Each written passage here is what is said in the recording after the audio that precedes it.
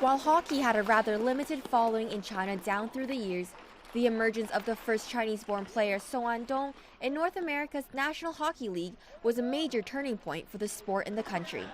Suddenly, China's young sports fans had a new hero to support. And as it usually goes, many wanted to become professional hockey players when they grew older. The dramatic turnaround was very obvious at a traditional pond hockey tournament in Beijing recently, which drew teams from all around China to compete for the title in rather elaborate uniforms.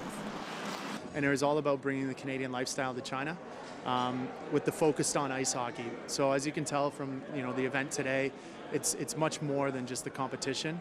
It's about the lifestyle. The reason why we invite so many teams from across China is really just to connect this community a little bit. We have a growing number of Chinese players. The fun on the ice is a testament to the growing popularity of hockey in China. 10 years ago, the sport was not televised in China and was often played on a pond or a lake. Nowadays, with the growing demand for organized and professional training, hockey in China is evolving and expanding. I started playing hockey when I was 4 years old, and my father gave me a skate and put me in a lake, so this is everything started.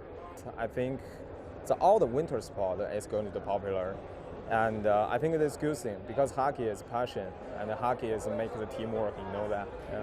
Joe said when he was growing up, there were only 2 ice rinks suitable for advanced hockey players.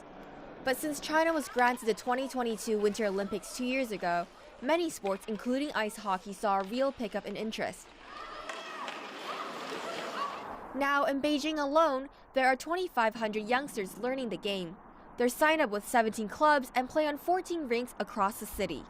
When you go to hockey practice, it's not going there to be involved with just a one-on-one, but also a teamwork atmosphere. And that, what you're learning is not only about how to play with a team and how to be a good teammate, but adversity, the ups and downs of the sport.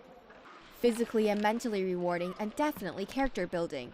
Though still lagging behind countries like Canada or Sweden in professional training, ice hockey is seeing some real growth in Beijing and is showing huge potential. But some are concerned that the costs associated with the sport make it a rather exclusive one. My son has played hockey for 4 years. It's kind of like 60,000 yuan per year only for the classes. And also we need to update his equipment every year. So for example, the stick costs around 1,000. With the 2022 Winter Olympics only a few years away, China is looking to groom champions. And as for the International Ice Hockey Federation, finding hockey's very own Yao Ming could be a huge turning point for that as well. Shao, CGTN.